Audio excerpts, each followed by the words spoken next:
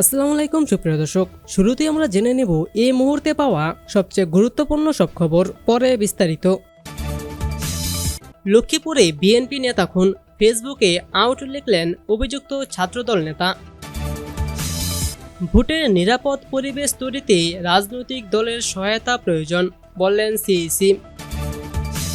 ফেনীতে জুলাই শহীদ স্মৃতিস্তম্ভে আগুন।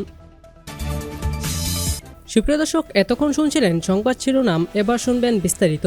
কিন্তু তার আগে আপনারা কে কোথা থেকে এই ভিডিওটি দেখছেন সেটির নিচে কমেন্টে জানিয়ে দিন, এবং সেই সাথে ভিডিওটা একটি লাইক দিয়ে চ্যানেলটিকে সাবস্ক্রাইব করে একদম শেষ পর্যন্ত দেখতে থাকুন। শুরুতেই থাকছে, লক্ষ্মীপুরে বিএনপি নেতা আবুল কালামকে কুপিয়ে ও গুলি করে হত্যা করার পর অভিযুক্ত ছাত্রদল কর্মী ফেসবুকে আউট লিখে একটি ভিডিও পোস্ট করেছেন। হত্যাকাণ্ডের ঘটনায় নিহতের পরিবার অভিযুক্ত ওই ছাত্রদলের সদস্য কাউসার হোসেনকে দায়ী করেছেন। শনিবার রাত 8:30টার দিকে চন্দ্রগঞ্জ মোস্তফার দোকান এলাকায় আবুল কালাম নিহত হন। তিনি স্থানীয় ওয়ার্ড বিএনপির সাধারণ সম্পাদক ছিলেন। ঘটনাস্থল থেকে প্রায় আধা কিলোমিটার দূরে ছিলেন অভিযুক্ত কাউসার। এরপর রাত 9টার দিকে তিনি ক্রিকেট খেলার একটি ভিডিও পোস্ট করে ফেসবুকে আউট লিখেছেন। নিহতের পরিবার অভিযোগ করছে এটি হত্যার ঘটনাকে ইঙ্গিত করেই দেওয়া হয়েছে। কাউসার হোসেন জানিয়েছে ভিডিওটি তার নিজস্ব ফেসবুক আইডি থেকে পোস্ট করা হয়েছে এবং এর সঙ্গে হত্যাকাণ্ডের কোনো সম্পর্ক নেই। তিনি দাবি করেছেন ঘটনার সময় তিনি লতিফপুর বাজারের মোস্তফার দোকানে ছিলেন এবং কালাম ভাই বিকেল থেকে সন্ধ্যা পর্যন্ত তার সঙ্গে বাজারে ঘোরাফেরা করেছেন। নিহত আবুল কালামের স্ত্রী ফেরদৌসী আক্তার বলেন, আমার স্বামীকে খুন হওয়ার পর কাউসারের পোস্ট করা ভিডিওটি কাকতালীয় নয়, এটি হত্যার ঘটনাকে ইঙ্গিত করেই করা হয়েছে। ঘটনার পর রাত 10টার দিকে বিএনপি যুগ্ম মহাসচিব শহীদ উদ্দিন চৌধুরী অ্যানি ঘটনাস্থল পরিদর্শন করেন। তিনি 3 দিনের মধ্যে জড়িত ব্যক্তিদের গ্রেফতার করার দাবি জানান। অ্যানি বলেন, যারা এই ঘটনার সঙ্গে জড়িত তাদের গ্রেফতার ও শাস্তি নিশ্চিত করতে হবে। কোনো ব্যক্তিগত বিরোধে কাউকে নির্মমভাবে হত্যা করা গ্রহণযোগ্য নয়।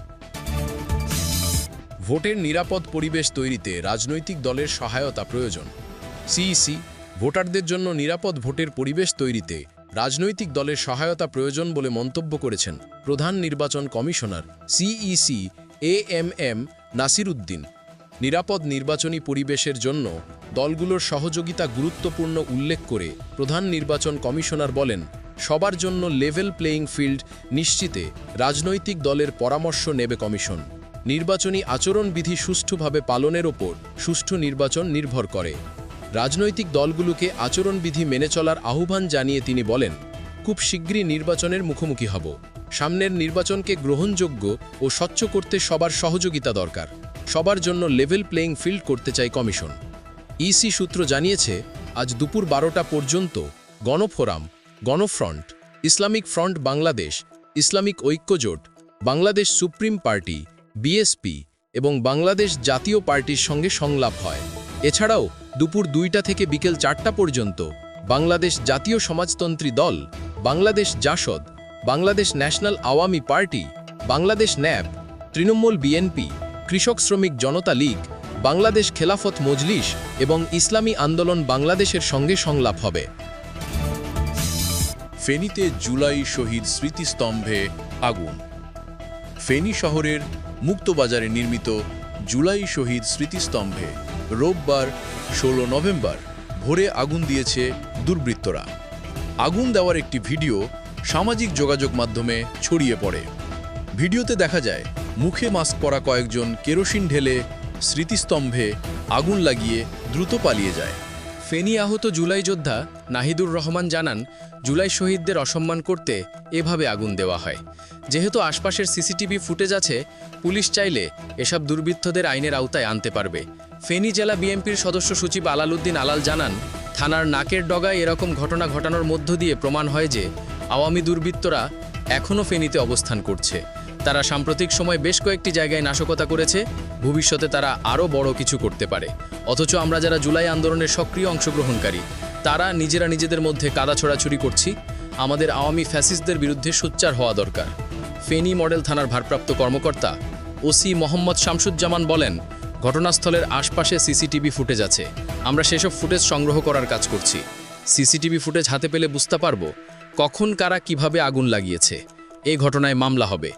এর আগে বরগুনা, পিরোজপুর ও পটুয়াখালীতে একইভাবে জুলাই শহীদ স্মৃতিস্তম্ভে আগুন দেওয়ার ঘটনা ঘটেছিল। আবর্জনার মতো লাগে বলে অর্ধশত বকুল গাছ কাটা সেই ব্যক্তি গ্রেফতার। কুমিল্লা সদর দক্ষিণ উপজেলার বেলতলী এলাকায় ঢাকা-চট্টগ্রাম মহাসড়কের বিভাজকে লাগানো অর্ধশতাধিক বকুল গাছ কেটে ফেলার ঘটনায় একজনকে গ্রেফতার করেছে পুলিশ। গ্রেফতার ব্যক্তির নাম মোহাম্মদ আজমির হোসেন, ৩৭। এই ঘটনায় সড়ক ও জনপথ সৌজ বিভাগ থানায় মামলা করেছে। গতকাল শনিবার রাতে বেলতলী এলাকায় অভিযান চালিয়ে আজমিরকে গ্রেফতার করা হয়েছে বলে নিশ্চিত করেছেন কুমিল্লা সদর দক্ষিণ মডেল থানার ভারপ্রাপ্ত কর্মকর্তা মোহাম্মদ সেলিম। আজ রবিবার তাকে আদালতে পাঠানো হবে। আজমিরের বাড়ি সদর দক্ষিণ উপজেলার শাওড়াতলী গ্রামে হলেও তিনি বেলতলী এলাকায় উদ্বোধনের অপেক্ষায় থাকা ১০০ শয্যার শিশু হাসপাতালের ফটকের পাশে চা বিস্কুট বিক্রি করে জীবিকা নির্বাহ করেন। গত বুধবার ঘটনাস্থলে গিয়ে গাছ কেটে ফেলার সংবাদ প্রকাশিত হলে বিষয়টি নিয়ে ব্যাপক সমালোচনা শুরু হয়। এরই পরিপ্রেক্ষিতে শনিবার রাতেই পুলিশ মামলা নিয়ে আজমিরকে গ্রেফতার করে। আজমির হোসেন বলেছিলেন, বিভাজকের গাছগুলো তার চোখে আবর্জনার মতো লাগে এবং কোনো কাজে আসে না, তাই তিনি কেটে ফেলেছেন। সুপ্রিয় দর্শক, এই ছিল এখনকার মতো আমাদের হাতে থাকা সর্বশেষ গুরুত্বপূর্ণ সব আপডেট। পরবর্তীতে যে কোনো ধরনের খবরাখবর সবার আগে পেতে চাইলে এখনই এই চ্যানেলটিকে সাবস্ক্রাইব করে দিন। ধন্যবাদ সবাইকে।